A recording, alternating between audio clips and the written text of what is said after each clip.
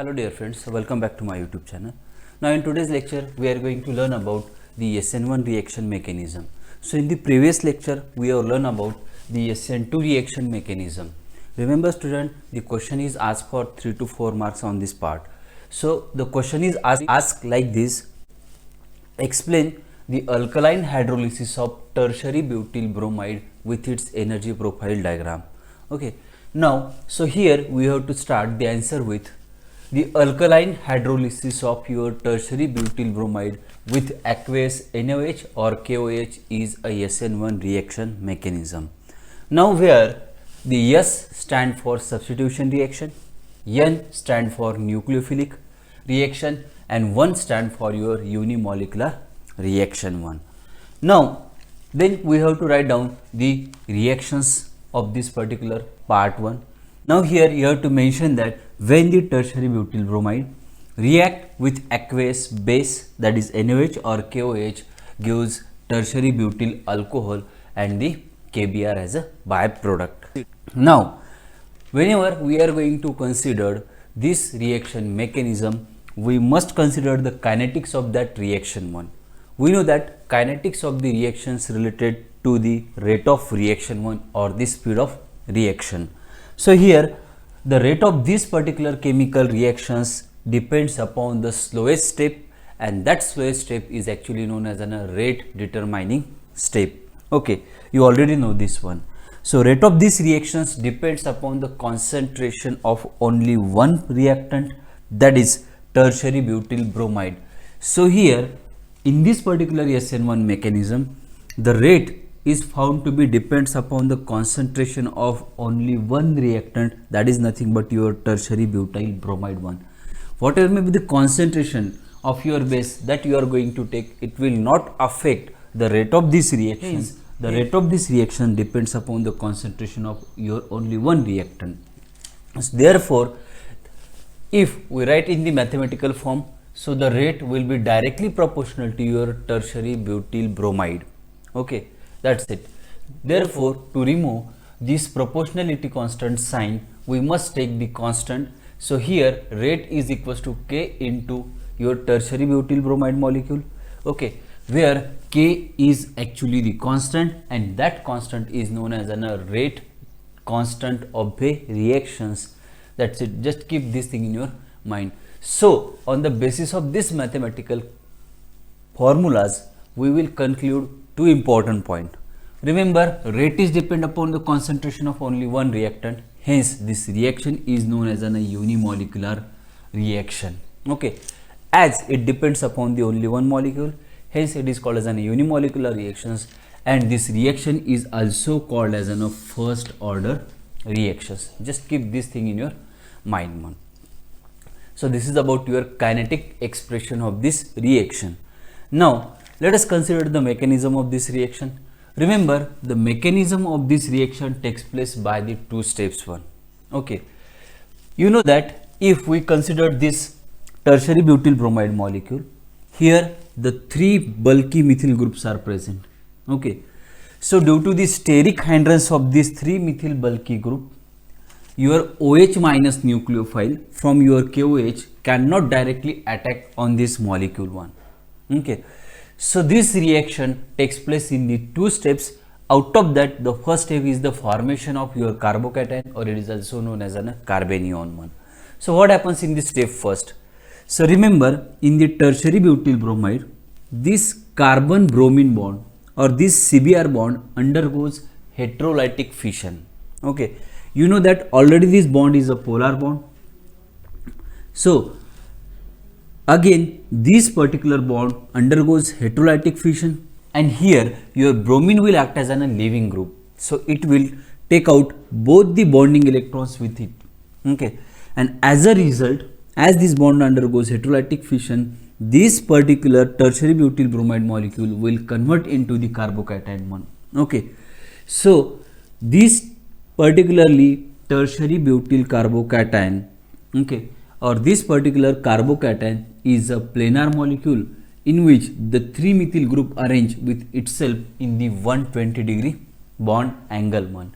Okay, and here bromine it act as a leaving group here. Just keep this thing in your mind. So what happens in the hybridization state? Here your tertiary butyl bromide molecule shows the sp3 hybridization. Now that sp3 hybridized molecule convert into the sp2 hybridized molecule. Actually that is nothing but your carbocation, and here carbocation is your intermediate molecule. Again remember, this is the slow step. That means the conversion of your tertiary butyl bromide to your carbocation is a slow step. Hence this step is your rate determining step 1. So now let us consider the second step, that is attack of nucleophile, that is OH minus ion on the carbocation to get our final product. So here you know that this tertiary butyl bromide undergoes the heterolytic fission with the CBr bond, and there is formation of carbocation takes place. Now this carbocation is a planar carbocation which have the bond angle 120 degree. So in the second step, this OH minus nucleophile can attack on that planar carbocation from back side as well as from the front side one. So there we get the two different isomeric product. So if that OH minus ion attack from the back side, okay, so here the inversion of configuration takes place and these two bonds will flip and we will get a first product with the inversion of configuration, that is 50% one, which will have the hybridization sp3.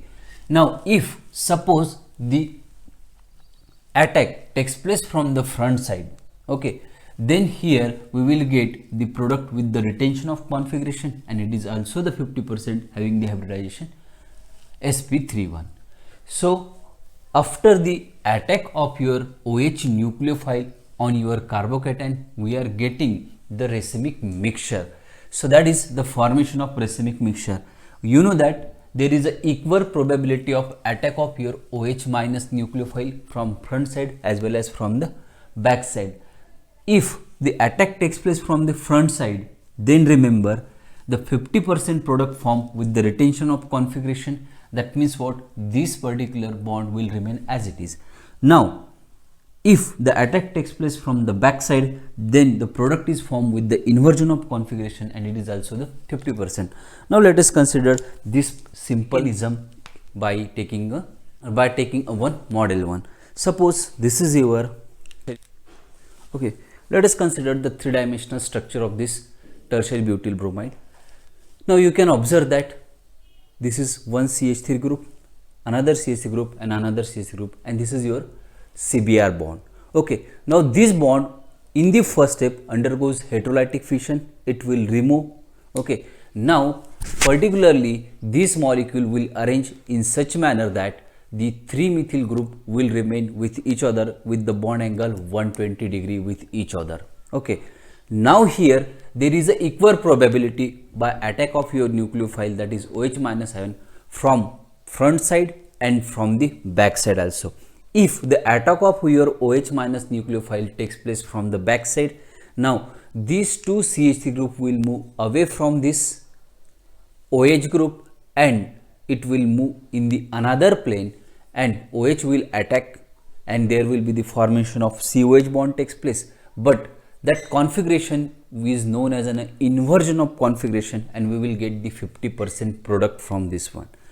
Suppose the attack again takes place from the front side, so again these two CH3 group, okay, will move away from this OH group, and again that will be your the retention of configuration.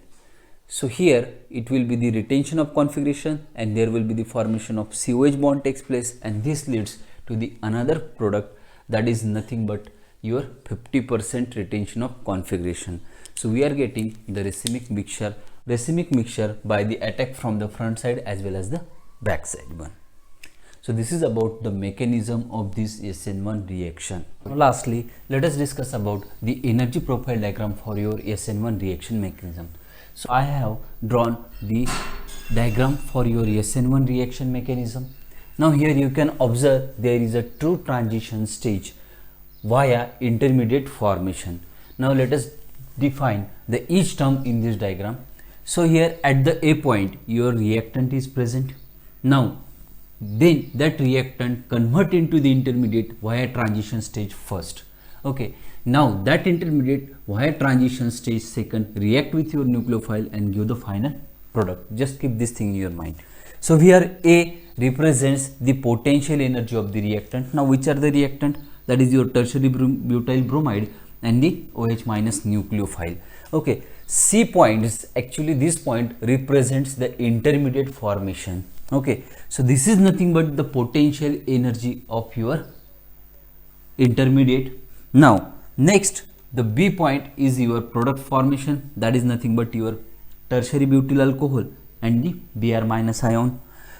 Delta E1 and delta E2. So delta E1 and delta E2 actually represents the activation energy, and delta H is the heat of reaction, or it is also called as an enthalpy of a reaction 1. So what is exactly the energy profile diagram?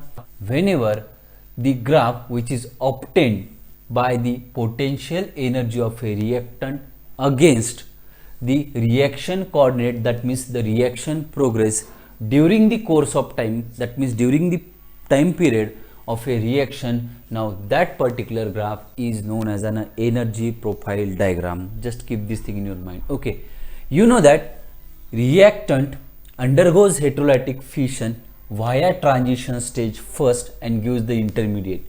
So remember your CH3 CBr bond, that means this CBr bond undergoes heterolytic fission. So when it undergoes the heterolytic fission, the potential energy of that molecule increases up to this certain extent one. Okay, and when this bond is completely broken down, then the potential energy suddenly fall down and it convert into the intermediate, that is your carbocation intermediate one, that is CH3 3 times C plus. Okay, now again remember this intermediate, that is your carbocation intermediate, undergoes the attack by your nucleophile. So when the nucleophile approaches towards your carbocation, then the potential energy increases up to the certain stage, that is nothing but your transition stage second. Okay, when it come close, then the COH bond form between this molecule, that is CH3 COH. So this new COH bond forms and the potential energy suddenly fall down and it result into the formation of your product, that is nothing but your tertiary butyl alcohol. So intermediate convert into the product one. Okay, so let us define the few basic terms that are involved. What is exactly the delta E1? Delta E1 is nothing but the energy of activation, or it is also called as a first energy of activation. Now here just remember one thing, reactant convert into the transition stage first. So delta E1 is the energy difference between the transition stage first and the reactant one. So this difference is actually your delta E1, which is known as an energy of activation. So delta E1 will be equals to the energy of transition stage first minus energy of a reactant one. Now similarly, what is delta E2? Now I have shown here one. So here delta E2 is the energy difference between the intermediate and the transition stage second. That means when the nucleophile OH minus approaching towards your carbocation one. So here delta E2 is equals to energy of transition stage second minus energy of a intermediate one. Now lastly, what is exactly the delta H? Delta H is actually known as an heat of reaction or the enthalpy of a reaction or the enthalpy change of a reaction, which is generally denoted by the sign delta H. So what is delta H? Delta H is the potential energy difference between the reactant and the product one. So that is actually the heat of reaction. So remember, for the endothermic reactions, delta H is always positive, that means the energy is taken by that molecule.